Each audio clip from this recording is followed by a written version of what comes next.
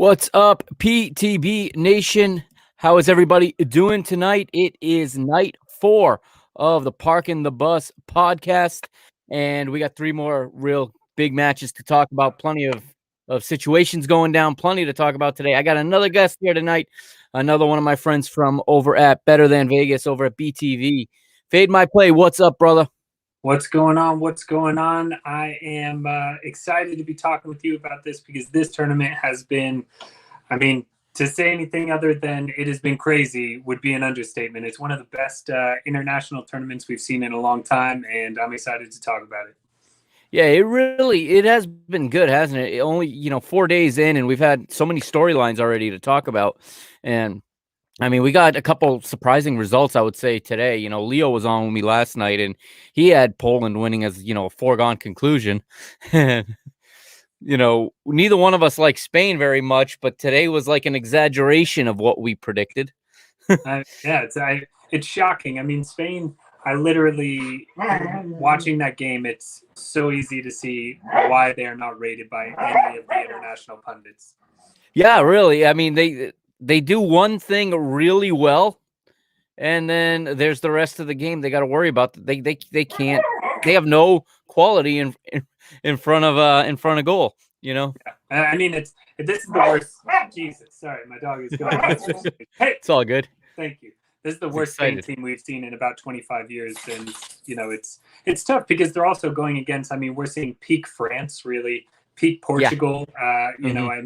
You always have to rate the Germans, even though they're out of the top 10, but really they are a fantastic side except for their defense. So Spain, I don't see them winning anything anytime soon, until they have their, really young, teenagers start to develop and break into the first team. But when you have, and I love the guy, I said this today to another friend of ours, James Makes Picks, but when you have Adama Traore on your international team, yeah, something's wrong. I love the guy, he's fantastic, but a Wolves player on the Spanish national team is just so insane to me. So, and they got the result that they deserved. They just no doubt through their defenders.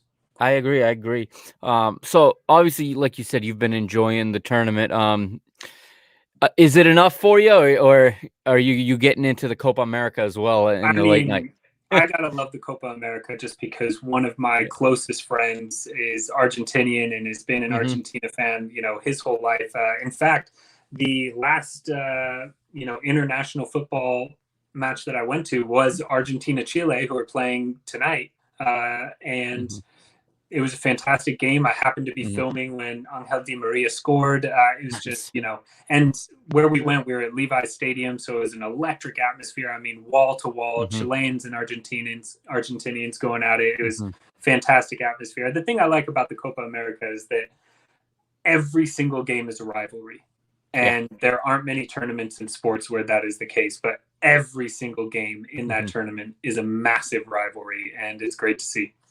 Yeah, it really is. And I just had Argentina on a little while ago while I was finishing up, my day job and getting ready to do this. And it's like, I personally can watch this all day. Like you said, every game is a rivalry. So it doesn't even matter that the stadiums are empty because the players don't even want to be there. But once that whistle blows, they forget COVID, they forget everything else, and they compete. Yep, 100%. And again, it's a tournament where I feel like there's never a foregone conclusion. All right. So before we start, why don't you tell us a little bit about yourself? You haven't been on the show before. You're new to Parking the Bus, and I'll give you a second there. Can you hear me all right? All right. Yeah. What do you do over at BTV? What do you like to talk about? What do you like to bet on over there? Mainly what I got onto BTV doing, Leo kind of recruited me, as I'm sure he did most of the people on there, but it was for soccer handicapping. I've just been a massive footy fan my whole life, and especially living in England for so long, it made it so that, I was around a lot of people who did a lot of football betting, and, it's just a fantastic sport to bet on. And then just by nature of becoming a bigger sports fanatic, I absolutely love betting hockey as well. Soccer and hockey are definitely the two sports I enjoy most to bet on. And then baseball and NBA came by way of hey, it's what's on. And so Yeah. I'm going to bet. And now I think that we're in the playoffs. It's not easier is the wrong word, but it's more enjoyable to bet on basketball because teams care every single game, players try every single game. And baseball is, I mean, you talk about an analytical minefield. Yeah. Baseball is one of the easiest and at the same time most difficult sports to handicap because of the fact that it is an analytic sport through and through. But yeah, soccer, I mean, that's what I got into betting for. That's why I do it. I love to bet on. That's awesome. That's awesome. I'm happy to have you here. And since you said you lived in England, let's peel back to England's game yesterday for a little bit then. I want to get your perspective on it. I got Leo's yesterday, so I want to get yours today.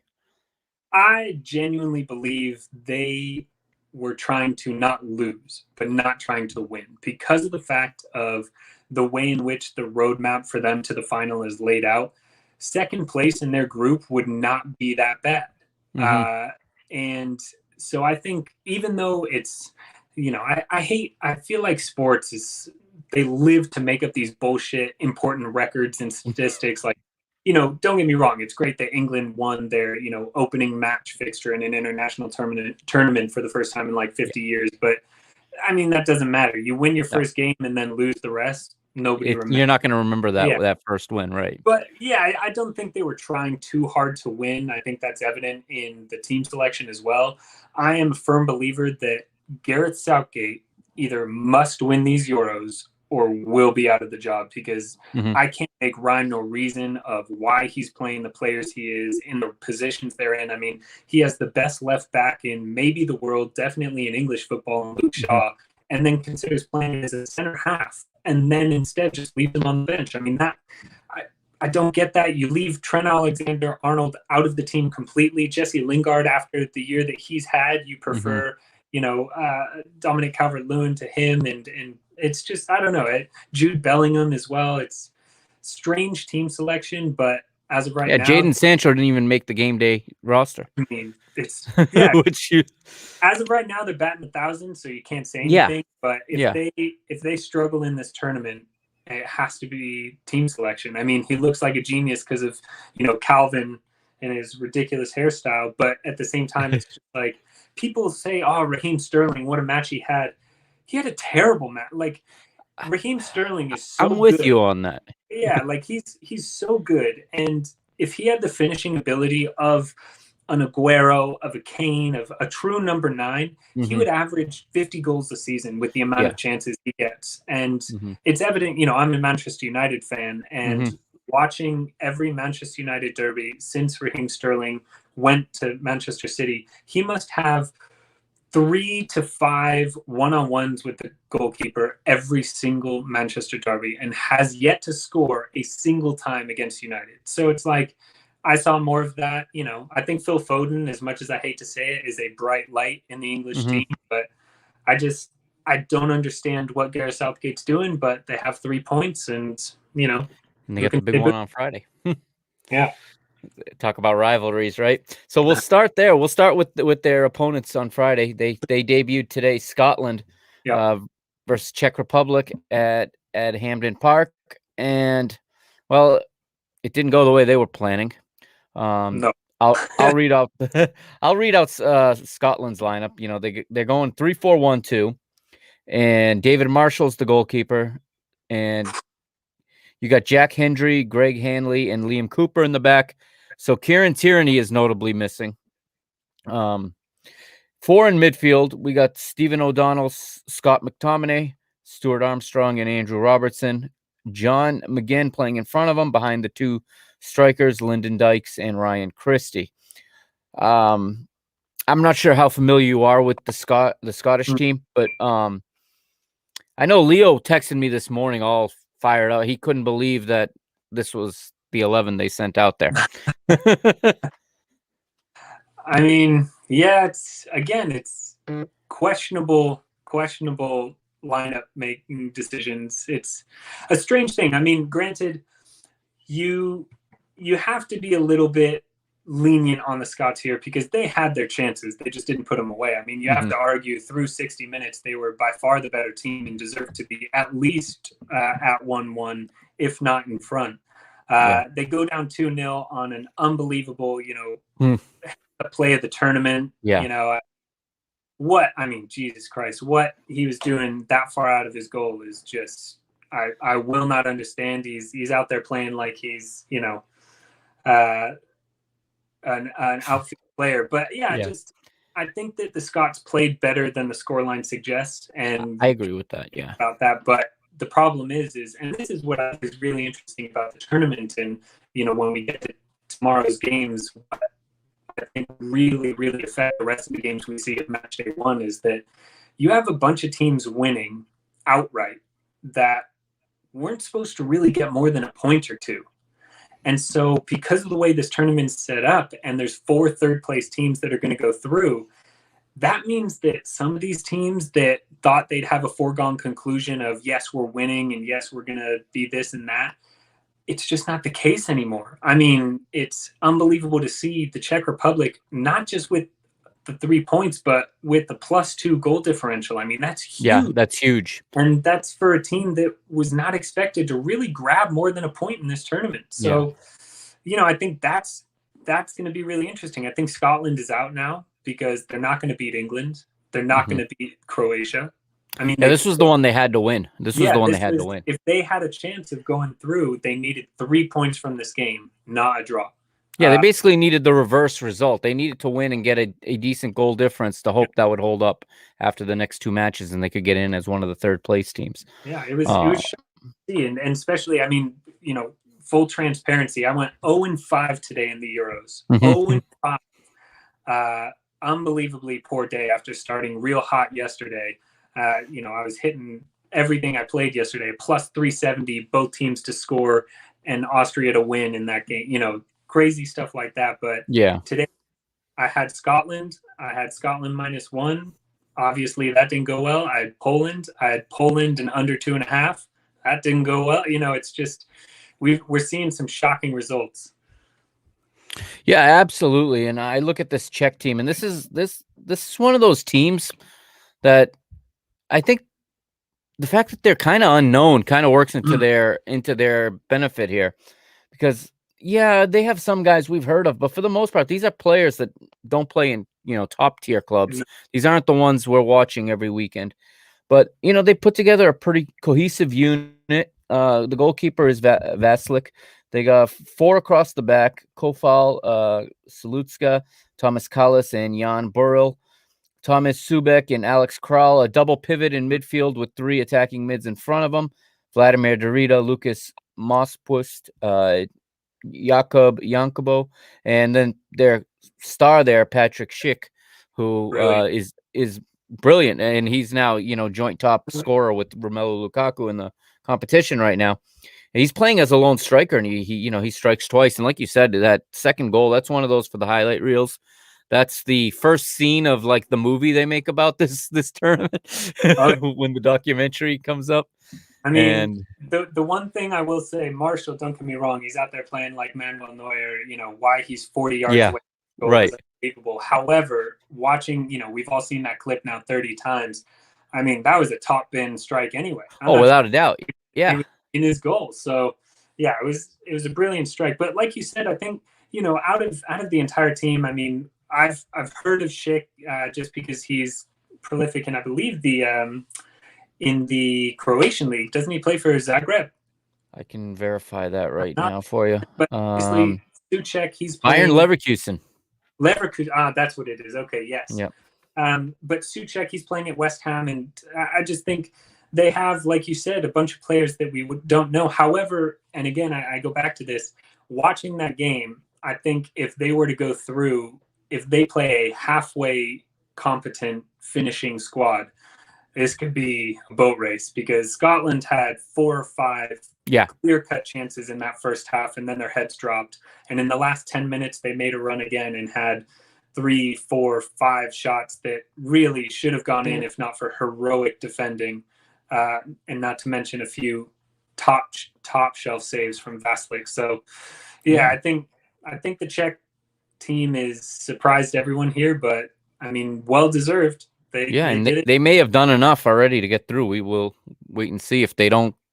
If they can play tight against their other two opponents and not concede too many goals, they could find themselves even on 3 points, possibly getting by with a goal difference, because goal difference becomes so important once you allow those 4 third-place teams in.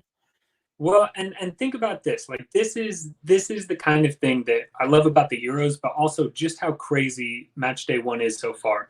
In Group E, there is a possibility that Spain do not go through, that Poland do not go through, and Sweden and Slovakia are the ones that go through. I mean, it's insane that that's a possibility already, but with Slovakia with 3 points and 2 goals, and then you look at the Czech Republic lead Group D. Scotland, I don't see a way back for them. Croatia must beat the Czech Republic, must get a point against Scotland. I mean, these are exciting match days coming up, but a lot of teams have made it extremely difficult on themselves. Yeah, no doubt at all. I got a couple of the stats up here before we wrap up this one. Scotland had more of the possession, 57.8%. They took more shots. They created more chances. Each team had 2 big chances. Scotland connected more passes, had a higher pass success rate. They check all the boxes except the one that matters, which is the scoreline. And like you said, they didn't play a bad match at all. No. And I think they're going to feel a little hard done and unfortunate to not take anything away from this match. But we'll move on then to the second match of the day, Poland and Slovakia. And this one was in St. Petersburg. There's an attendance of 12,862 and mostly Polish, it sounded like. And I thought Poland was, I see them as such a consistent, maybe not a contender, but like just outside the contender, in that next tier. Yeah. Just a team that can go at anybody. And, when you got Robert Lewandowski in year 11, you've always got a chance. But today was not their day. I'll pull up their lineup. They end up going with Szczesny over Fabianski in goal, and they go 4-3-3. Berezynski, Glik, Jan Berdenak, and Rubis are the 4 across the back. Linetti, Krzysztof and Kilic in the midfield, and then Joziak, Lewandowski, and Zielinski up front. Again, Slovakia is a team that's hard to name anyone outside of Marek Hamšík. Yeah, other than him, it's like you really got to Google these guys, but they had a good match today. Both goals were very well deserved. That first goal, even though it goes down to an own goal, it was brilliant play from, I believe it was the right back. I think you're right. It was Pekarek. Yes. Or maybe, excuse me, it was the left back, Hubakchan. Let's and see here. He drove down, nutmegs Berezynski, and then, gets inside Szczesny, and it rebounds off the post, hits Szczesny in the back and goes in. But I don't know. It's a goalie's worst nightmare. Yeah, Jesus. Both these teams come in pretty poor form to this tournament. I agree with you that the Poles, they are on the edge all the time, but it seems like, they just haven't had it of late. But they just played so erratically. The second that they went down, it was like everything changed for them. They were desperate to getting, they were making ridiculous tackles. It seemed like their entire game plan went from, because before the first goal, in the first 15 minutes, it was Polish attack after Polish attack. Slovakia couldn't get it out of their own box, let alone their own half. Right. And it just seemed like it was inevitable that we would see a Poland goal and then another and another. And as soon as that first one went in for Slovakia, it was as though they just shut down. They made rash tackles. Their entire offensive game plan was Robert Lewandowski is somewhere near their goal. We'll just bin it in there. Yeah. No pass. It'll just be crosses into Lewandowski covered by 3-4 defenders. And hope for the best. Yeah. Yeah. And he'd have nothing to do. That's why you see Linetti get a goal. It's just unbelievable to me that you see in a game like this a team completely lose their composure after a goal 18 minutes into the game. And then I thought the second yellow card for Krychowiak Yeah, Krychowiak. Yeah. Soft. Yeah, and it was some horrible timing. I mean, they were just, you come out at the second half and Poland levels right in the first 30 seconds of the second half. And at that point, I'm thinking, well, okay, they got control of this now. You'll see them turn it around and they'll see this one out. But then that changed everything. The whole momentum, you could see it just shift. The heads dropped and it took Slovakia 7 minutes to go back ahead after that. Yeah. I mean, it's hard to watch as well because you see, I mean, the Poles are a much more recognizable team. You have arguably, the best striker, at least a top 3 striker in the world. Sure. And he was invisible the entire game. Yeah. I mean, fair play to the Slovakians to, make sure that he was a non-factor in the game. But at the same time, it's amazing to me that you can have a team where, hey, we know that this is our guy. We're not going to scheme up anything for him. We're just going to punt balls towards him and hope that he can make some magic out of it. Yeah, there was no adjustment when that wasn't working. They didn't say, okay, let's go to plan B. Let's have somebody make some type of run somewhere else to free up some space for him. Use some kind of decoy or pull him maybe a little bit deeper so he can receive the ball and turn.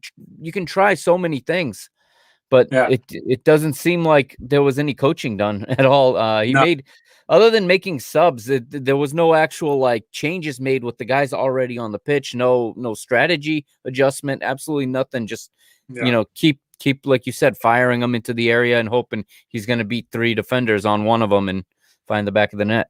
Yeah, I mean, and the problem is as well is, it's easy to be a couch coach, like sitting on the couch and saying, do this, do that. But it worked so well in the first 15 minutes, what they were doing, driving up the middle, kind of the Spanish style of ticky-tack passing in and around the top of the Slovakian box and then getting a ball into, Lewandowski or Zielinski.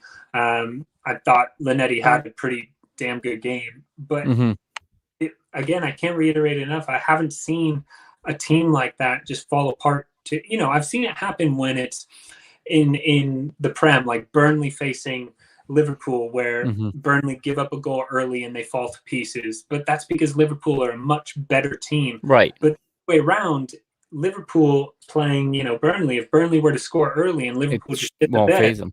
I mean, usually it does. This year it did. It shouldn't. Right. And the Poles just fell apart. They decided, we're not going to play anything. It seemed like halftime did them well. They took a breather and they were like, right, we got this. Immediately equalized, and then a very soft second yellow, and they fall apart again. Yeah, and again, I think there was also a lack of adjustment once they lost that player. And I mean, at this level, you have to be comfortable playing with 10. You have to have your plan you go to when you're down a man. Who's going to be the guy on the other side you're not going to worry about, essentially. And, where are we going to make our runs when we're down a man?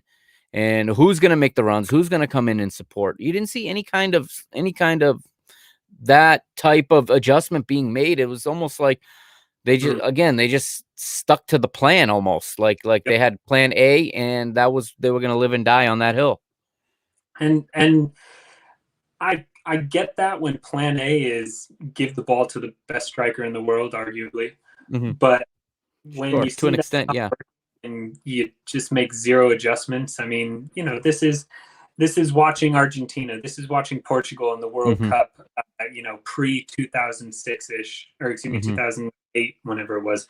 But like when really Messi and Ronaldo were their entire team to the point where it was just bin it to them and maybe make something happen. It's them plus 10 at that point.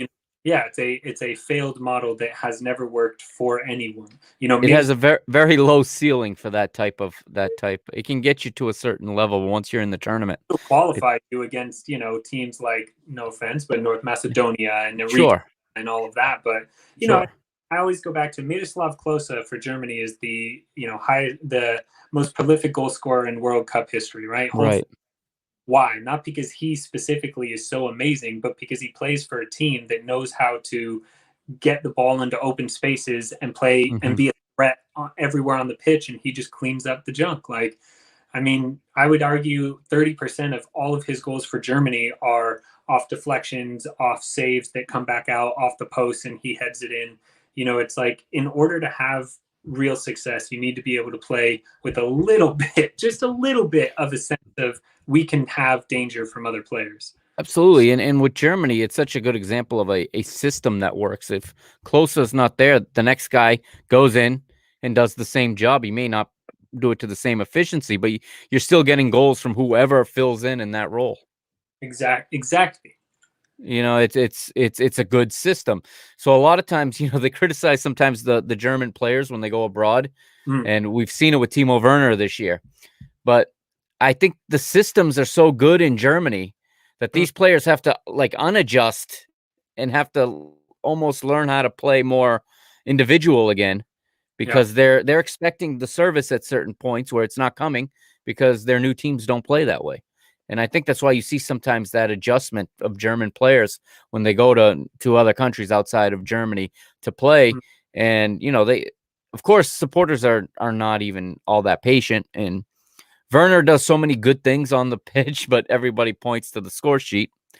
And yeah, he misses his chances, but I feel like, you know, as well as I do, Chelsea fans are a whole thing. But I hope to God Werner has an unreal tournament and scores, because he was so good for Leipzig. He really was. He was so good. And you can see he's so good still because he's always in open positions. And yes, he misses them all, but has an unbelievable amount of chances. Like I said with Sterling, like his play off the ball and to get into spaces and to get his teammates into spaces is fantastic. He just can't finish because I think at the minute, at least, you know, the shirt's too big for him. But I just hope he has a tournament that gives him his mojo. And, you know, I don't know. I feel bad for the guy, which is, you know, tough to say as a United fan, but I just he's so much better than he is performing, and English fans are by far the harshest, and he is just going to get killed if he continues in this form in England. Yeah, absolutely. And like you said, I loved him at Leipzig. I just loved a lot about that Leipzig team. To me, it's sad he's gone. Nagelsmann is gone, and that team is just being pulled apart. They'll rebuild because they have a complete farm system built into their model. But I really liked what they had there. There's nothing the Germans want more than Leipzig to be terrible all the time. Of course.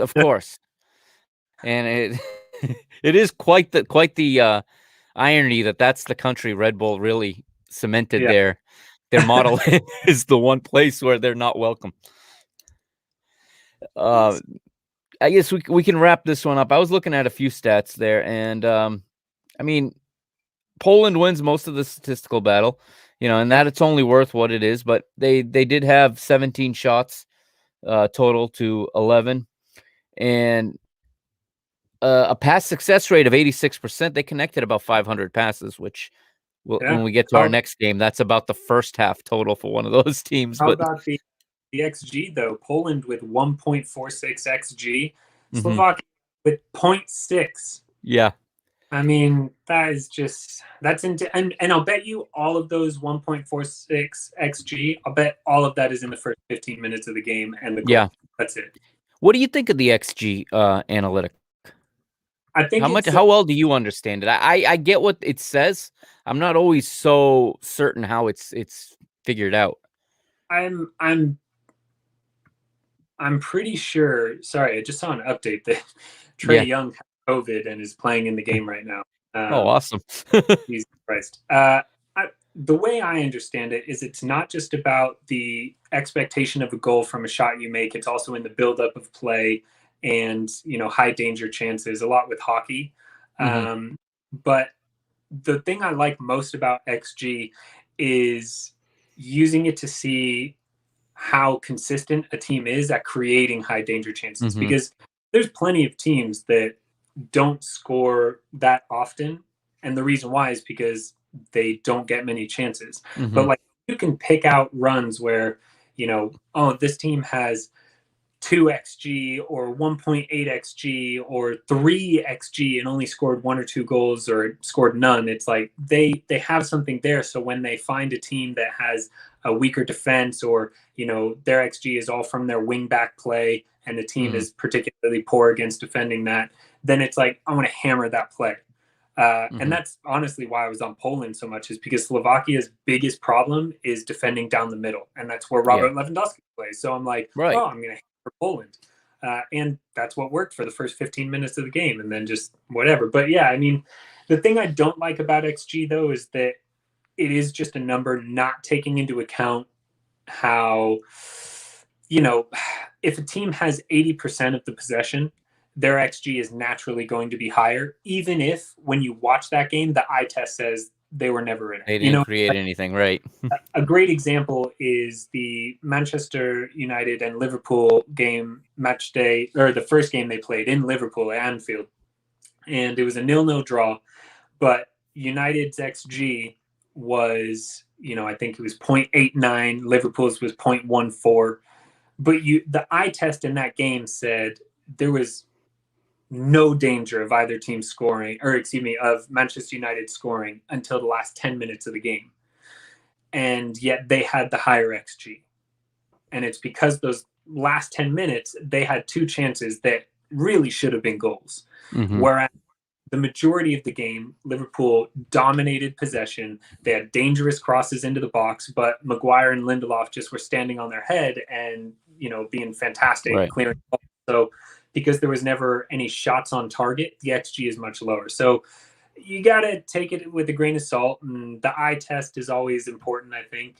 But I do like seeing the XG trends, because some teams, a great example is the Spanish team. The XG is, and they had the ball the whole time. Yeah, literally.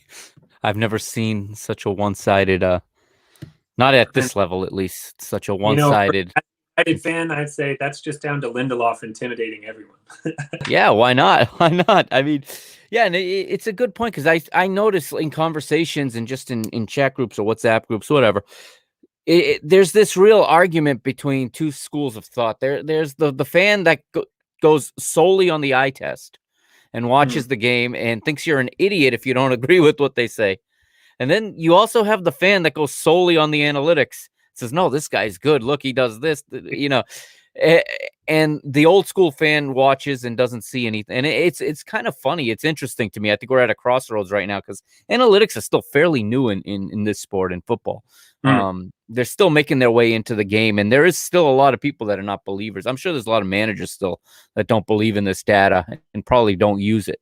And I think I'm pretty sure Maurizio Sarri is one who doesn't believe in anything modern, and like he fired his fitness coach because he says his players are never going to play holding weights. So why am I paying somebody to teach him how to lift weights? And it's just, I think we're at a real interesting time right now in the game. We're at a crossroads, and this tournament is just so wacky that it falls in this place where it's like almost like we're going to look back at this and be like, yeah, well, this is where people started to go this way, and crowds came back, and XG became the talk of the mainstream pundits, not just those of us talking on these independent forums. But you're getting it now on CBS and on ESPN.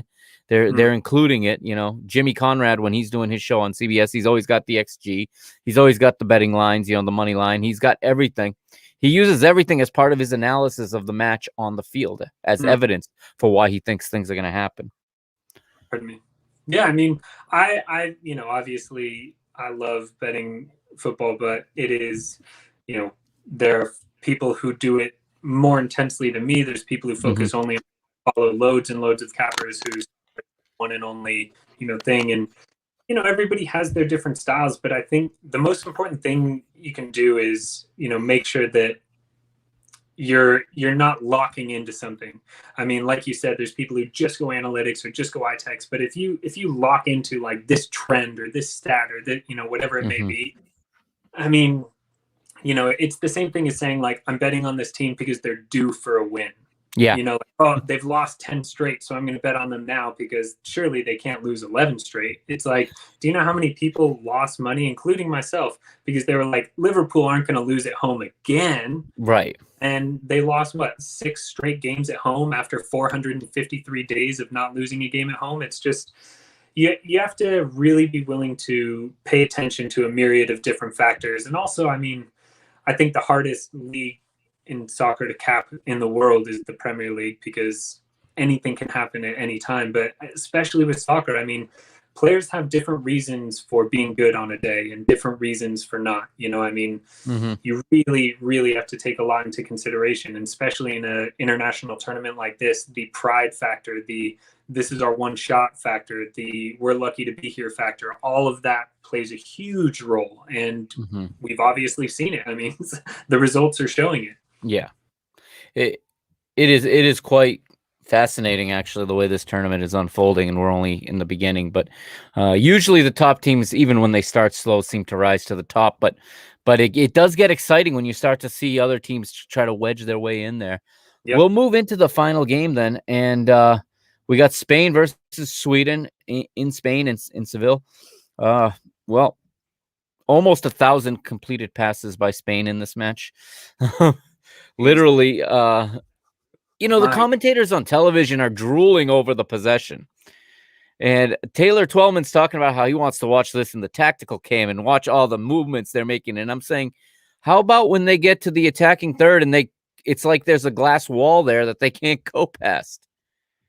Can I swear on your podcast? Go for it. Fuck Taylor Twellman. Oh my God, dude. I swear to God, that motherfucker needs to just leave football. It's like Kyle Marino. I can't stand him. He acts like he's God's gift to punditry. Sorry, rant over. Yeah, no worries. But yeah, you know, sure, again, we talk about the different types of people that like to watch different things. There's also the tactics nerds that just love watching 972 passes be connected, most of them sideways, you know, most of them back. And just, there was one play, the ball was served in to, this was early, the ball was served into Morata. He couldn't turn. He played it back. The next guy played it square. Before you knew it, the ball was back on the goalkeeper's foot. At the other end of they had gone 70 yards in the wrong direction with the ball. And they're still, brilliant control of the ball. But what nobody's noticing is Sweden doesn't have any interest in coming out and not letting them have the ball that much. Part of the reason they get that much possession is because they're being allowed to have it, because they've proven that they're not dangerous just by possessing. Exactly.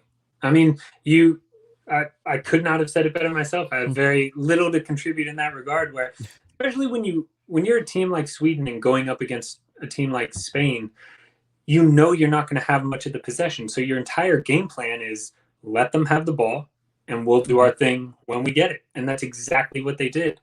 I mean, and I know you talk lineups, and I don't want to steal your thunder here, but it's like you look at the Spanish side and you're like Llorente, Laporte, Torres, and Jordi Alba. Oh my God, like these are the fantastic players on this team.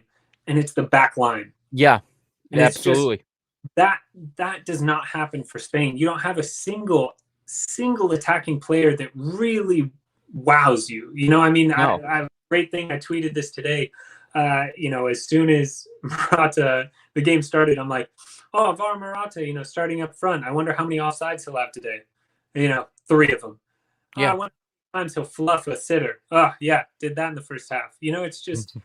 It was predictable, yeah. Yeah, it's just the Spanish team is a danger to no one if you know how to play them, and the way to play them, let them hold the ball up and don't let them in, the final third. And as it was unfolding, the only thing I'm thinking, the only way they were going to steal a win here was to get a penalty, was to go down in the area and be bailed out with a penalty. And you just named the back four there: Marcos Llorente, Laporte, Pau Torres, and Jordi Alba. And you're right, that's where their class kind of falls off, because now you got Rodri, Koke, and Pedri in midfield.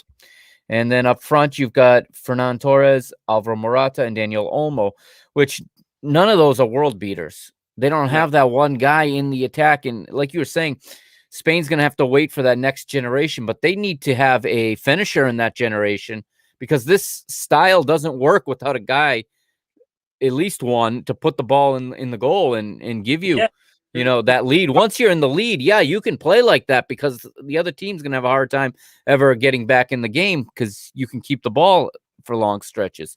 But you got to get the lead first. That's a really good point, is they're playing like they already have a 2-goal lead. Yeah, they are. And exactly. I mean, this has been the Spanish way for so long. It's like you have amazing midfielders and then that one finisher up front, like Fernando Torres, who just has so much danger about the way they play that they could score anytime from anywhere. Very much how Karim Benzema is for Real Madrid. He doesn't need the time, but when he gets it, my God, can he finish it? And so because they don't have that, and I think, Morata, he's a good player. He just has had a very, very poor season. And a lot of that, it's down to what's going on at Juventus and all that. But yeah, of course. It's, you mentioned Rodri, and it's like, he was the Prem player of the year, wasn't he? And what is he? A defensive player. I don't rate him that high anyway. I think it's down to you didn't have to play much defense because the Manchester City midfield and offense is so fantastic. But yeah, it's easy to defend there. Yeah, and same with and it's just I watched this team and I'm like, you're playing like you have a 2-goal lead. You said it perfectly. They are playing to sit on the ball for the entire game. They got a guy. Yeah, they got a guy in Marcos Llorente who, when he's playing for Atletico Madrid, plays way further up the pitch in a team that has the opposite problem that sits back too much. And he's the one pushing it, pushing the pace and running at defenders. And Luis Enrique decides to throw him in at right back. I know he's somewhat depleted, but it's his fault he didn't fill out enough players in his roster. I mean, so he's making a statement. I think he's, with the no inclusion of a Real Madrid player, even though, don't get me wrong, they're not great, but your team selection isn't either. And the fact that you don't have Sergio Ramos, it's like England brought Harry Maguire, even though he's injured, because he will be better. Sergio Ramos, he was injured, but he will be better. And it's just crazy to snub all these players just because, I don't know. Because they're from your, and it's not, he didn't even fill those voids. He didn't even pencil anybody in for those spots. He left them vacant. He took 23 players instead of 26. And again, I go back to Adama Traore. It's like, you know what? I love the guy. I love watching him on, but it's like, throw him on the pitch, get him, do what he does, just muscling people down the line and crossing a ball in. Like, he plays with the non-ticky-tack style of what Spain is. And it's like, just something different. Throw him on at 60, 70 minutes to just get the ball down the line and cross the ball in, see if somebody can do something. But nope, they didn't. And we see the most boring game of the opening fixture. That was hard to stay awake for. And I was working at the same time. I was more interested in my work than I was in, it was good because it was that bad. Yeah, not great. And the other thing as well is I don't think it'll improve. Spain I had penciled in as an early exit once they get through the, because hey, now it's actually up in the air, which I love. But I penciled Spain in for, they just got an easy group. Apparently not, which is great, but we'll see. You make a great point about Traore here because he doesn't fit that style. So if he comes onto the pitch, you have a different look now, and Sweden has to make some kind of defensive adjustment to deal with it, and it'll open something up somewhere. But he didn't make, and that's one of my things of how I judge these managers is the good ones. When they make a change, it's not a like for like. You have to change something about the way your team looks so that the other team has to then counter your move, or you're gonna benefit from the move. And the real great managers are 2 steps ahead, and they're already forcing the counter they want out of their opponent. But you just didn't see those kinds of changes today. And I'm gonna run through these substitutes. Let me see who did they sub on as I'm thinking, because it's all like for like. It's all like for like. So Sweden's like, all right, cool. It doesn't matter if you're fresh or tired in that style of play because you're not explosive in any way. It's not like a fresh guy coming in and like a Traore that would bring a new level of pace and be able to run by people. and all of a sudden you're like, oh, we might need to put more help on the left side here or on the right side, and we gotta deal with his strength. No, we didn't do any of that. We just did, like you said, we brought on let's see here, brought on Gerard Moreno for Daniel Olmo, brought on Mikel Oyarzabal for Fernan Torres, and in the 87th minute, you gave Fabian 3 minutes to replace Koke and maybe get a winner. Yeah. No, I mean, but also you make a really good point as well about the fact that it can't just be like for like. Like substitutions need to impact a game, and that's why a lot of times you'll see a substitution and then it may be against you, but a goal 5-10 minutes later, like very soon after substitutions, because the whole point of it is to change your tactical way of approaching it. That's why it may work against you and you get a goal scored on you, or you may score a goal, but it's just very much one of those situations where Spain is not only doing like for like, but Sweden, it allows them, their entire way of play is, all right, we're going to sit back and let you come at us, but they never even went at them. They just got to sit back, relax. Okay, we'll jog over here, we'll jog over there, but there was no sense of urgency from either side, and Sweden are happy to get a point here. Yeah, absolutely. They really were making small 5-10 yard jogs, like you said, for one side or the other to cut down a passing lane and force them to go back. That was really all they had to do in this match. So, yeah, I mean, again, 830 accurate passes. That's they had more in the first half than half of the teams in this tournament have total. Yeah, I would genuinely love to know, though, how many of those passes are between the back four and the goalkeeper, like just those 5 players. Yeah, probably a lot of them. Actually, this does break it down by defensive zone. And okay, so in their own half, they had 263 passes and then 567 in the opposing half. But Sweden's sitting deep; they weren't coming out at all. That could still, Jordi Alba wing, and just sitting in midfield. Right, they're basically being confronted at the edge of the attacking third. They were letting them come all 3/4 of the way down. So that skews those numbers. But 1,063 touches on the ball, it says, for Spain. Bananas. in a 90-minute match. It is bananas. I don't know. You have any other final thoughts on Spain or on Sweden? I hope they get knocked out of this group. They're going to be a breeze for whoever they face. So I hope they get knocked out of this group to give Poland, Sweden, Slovakia one of those teams who actually, will really try and really have a lot of pride in trying to do something here. Spain don't need a spot. Yeah, they are very disappointing to watch. I mean, you expect more. Even out of this group of players, I think just a different approach would make them more likable. But again, not everyone thinks like we do, and some people think they're just really unlucky. You want to do a quick preview of tomorrow's matches? I would love to, because I love both these games in a way I can't even say. So we'll start with my boys at noon. At least here on the East Coast, it's at noon. It's Hungary and Portugal, and well, we just lost João Cancelo to COVID for the tournament. That's gonna suck. They should be okay with Semedo. I'm not terribly worried, but some people are really overreacting about this. Like the whole tournament just went down the toilet. But I think we should be okay. This is going to be fun because they're going to have a full house in Budapest. 67,000 tickets sold for this one. It's a full house. There's no restrictions. Hungary's going to be, pardon the pun, hungry, because they're going to be looking for. They're in the worst spot, except for the fact that they're playing at home. You imagine being drawn into a group with 3 of, at least in rankings wise, the top 5 teams in the world.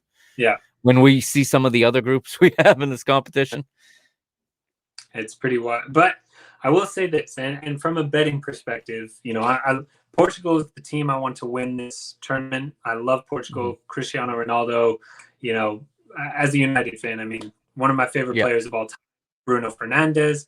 Even though he's a fucking Scouser, I love Diogo Jota. There's some fantastic Portugal players, and I think it's the best side in my lifetime for Portugal. Yeah, but I agree with that. The thing that makes me excited from a betting perspective is what we saw over the last couple of days.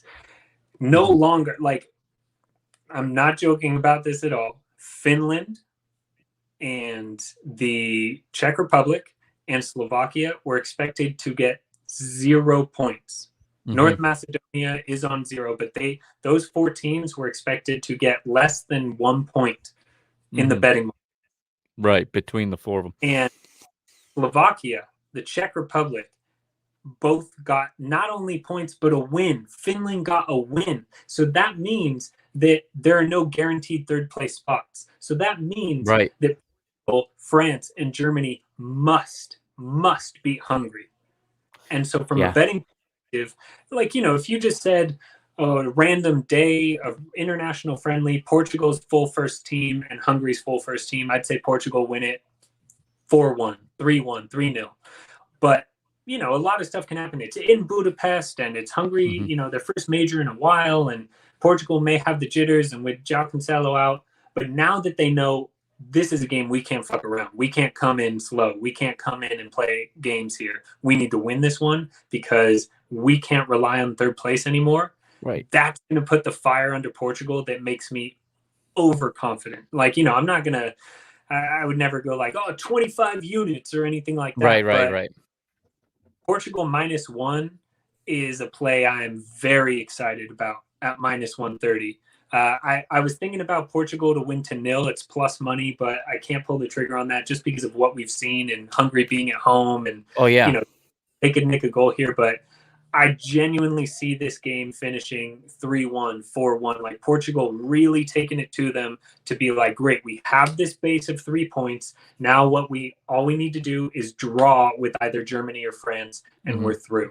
But 3 points will not, or excuse me, a few points will not get you through anymore because of the fact that 3 teams that weren't supposed to have any points now have a win. Now have 3, yeah. And they may not be done. They may still get them. And you look at it from another perspective of the teams that lost that weren't supposed to lose, like Denmark is definitely the second best team in Group B. Denmark, I would assume, will beat Russia. Denmark, I would assume, I wouldn't be surprised if they got a draw with Belgium. So they assume that, now it's just going to play out. Like Scotland could still beat Croatia. Who knows? Croatia could beat the Czech Republic. And then all of Group D leaves that group on 4 points. It's just... it's true. Yeah, match. You could have 4 teams on 4 points, and somebody's going to go home with 4 points, and someone else is going to advance with 3. It's like, Group was assuming we'll all just hang like 3-0, 4-0 on Hungary, and then it doesn't matter because we'll all go through with at least 3 points and a goal difference that's great. But now, not only do they have to win, they have to win handily because of that goal difference. So I love Portugal tomorrow. It's my favorite game because I want Portugal to win the tournament, but also just from a betting perspective, it's a team that is much better and has a real desire. It was like the German Cup between Dortmund and Leipzig. It's just like, this is a game where Dortmund, this is the only silverware they have options to. This is the only glory they can have. They're a better team. They have the fire with them. And look what happened. I think that's how we're going to see tomorrow's game play out. Yeah, I think I'm pretty confident, but like you said, this is a must win. This is like a knockout game, really, because when you see what both of these teams have coming down the line, and for Hungary, I mean, this is probably still their best chance to win, I think, because they're playing at home. Germany, they got to go to Germany, and then the other game is France. So even at home, it's France, and I rate France higher than everybody else. They're the team I'm most worried about, but Germany at home. I mean, that's... but Germany, too many people are counting out Germany already. I mean, never count them out. First of all, they're going to play at home. That's the first thing. So it doesn't matter if they're not the same. It's not the 2014 Germany that won the World Cup, but they got a lot of players that can do really, really good things out there. And we've already said they got a system when they play. It's Yogi Löw's last tournament as manager, and really the pressure's been put on the players. They're going to, play for themselves. But when you start to look at their roster, there's so much quality there. I don't care what the results have been leading up to this. Yeah. And in my opinion, some of the best midfielders in the world, some of the best, strikers in the world. I mean, the defense is the only shaky thing about them. And that's why get to that game later, but both teams scoring in that one I like. But yeah, I mean this group was supposed to be we all beat Hungary and we all go through, and now it's not that. So like you said, It's not that simple. Yeah. Yeah, so let's talk about that game then. Let's talk about France and Germany. That's the big one. That's the one in the late time slot. Only 2 games tomorrow. This is really a battle of rivals too. This is teams that have their museums filled with trophies. You got they've won World Cups, they've won European Cups. Everybody's picking France, and rightfully so. But like I said, I'm not ready to count out the Germans yet. And I learned a long time ago you just don't count out Germany at all. Where you see any matchups here you like any player versus player matchups that you think could really be the difference? So, interestingly enough, it's so funny because this is, I mean, it wasn't too long ago where quite literally both PSG and Bayern Munich were pretty much just national teams for their respective countries. Right. But I see it a lot like last year, not this year's, but last year's matchup between PSG and Bayern Munich, in the sense that PSG's danger is the fact that they have world-class strikers, but not just world-class strikers with pace. I mean, they are an absolutely stunning team to watch on the counter. They're a stunning team to watch break up the middle as well. So I don't see how Germany's defense hangs with this, because of the fact that they've just really struggled to. I mean, they hung 5 on Latvia in the first half of that, friendly the other day, and somehow Latvia scored on them, and they were playing the whole first team. I mean, this is a German team that just Mats Hummels is, he's kind of older and over the hill. Same with Rudiger, Ginter, he's all right, but I mean, in my opinion, I think Joshua Kimmich is top 5 midfielder in the world. Obviously, Toni Kroos, he's older, but still fantastic. Gundogan, I mean, you just can't ever count him out. And Thomas Muller. I think Kai Havertz is going to make a splash here at this tournament. I really do. Obviously, Gnabry and Werner. It's just they have a lot of players that I think will be extremely effective on their squad, but their danger is their defense. And so I love Kylian Mbappe. I mean, Jesus, you talk about an exciting player to watch. Kylian Mbappe is one of the best players we've seen in a while, and his ability to go up that left wing will be a huge problem for this German side. And I think that's the matchup I'll really be looking at, is that left side. Mbappe going up there. Maybe he'll serve some up for Griezmann, who's also one of the fastest people on the pitch tomorrow. Germany don't have too much pace unless they sub on Leroy Sané. But you have Mbappe, Griezmann, and Benzema as your front line. And then, who's behind them? Pogba. I mean, I don't know how the French can be broken down very well. I mean, their back line is unreal. Their strikers are unreal. I assume every game they play, Germany will score a goal, but I like France to win this one and both teams to score. Yeah, I agree with you there. And N'Golo Kanté and Paul Pogba in that midfield. I mean, Pogba, a much better player with France than he is at Manchester United, in my opinion. Because he cares. What a surprise. Yeah, exactly. And he's got teammates around him to hold him accountable, I think, too. Yeah. This will be a fun match to watch. This is one definitely for the DVR to keep because I think it could be very, very exciting. And the other thing as well is the added, there's a massive rivalry between these two clubs, so they always get up for it. Yeah. In Germany, so that's, a boost for Germany and added pressure for France, who's probably the better, 100% the better side. I think it's going to be a classic in every sense of the word, because they have, they have to see this as a game where we need these points. We cannot lose. Maybe we can draw, but we cannot lose. And you have a crowd supporting Germany, and the French team's the better talent, and just, I think this is going to be, one for the ages. A lot like that Netherlands or Ukraine game. I think that was great. Wasn't that great? Yeah. So that's pretty much a wrap for tonight then. you're always welcome back here, man. I appreciate If it. you're Thank you. available tomorrow, we can talk about these matches tomorrow. I'm in. All right, sounds good.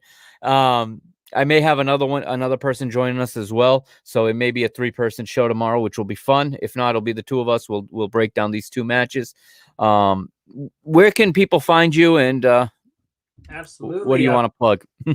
Find me on Twitter at Fade My Play. I post all my picks on there, post all the heartbreak and losses and bitching about players that aren't performing well because I want them to. But yeah, Twitter is the spot for me. And listen to this podcast because all I do is talk about footy. So it's good to hear someone else do it. All right, sounds good. Thank you again for joining me. Everybody listening and watching on parkingthebusmedia.com or on the YouTube channel, on Periscope, wherever you're watching, thank you for tuning in tonight. We'll be back tomorrow night, same time, 8 o'clock Eastern time here in the East Coast of the United States. To my international audience staying up late overseas, thank you. You guys don't know how much that means to me. Especially those of you who English is not your first language. I'm always blown away by the response I get sometimes from people in countries where English is not the language, that you're listening to an American, in this case, 2 of us, talk about your sport. And I mean, it's an honor to bring this show to you guys every night. So for Fade My Play, this is the Mr. Mike Agostinho. You can see my Twitter handle right there on the screen. If you're listening on the podcast and you don't have access to the screen, it's at PTB_media. You know where to find it by now. This is the 4th night we've been doing this, and it's episode 45 of Parking the Bus. So I'm going to sign off, and I'll see you tomorrow, and enjoy the matches. Good night, everybody.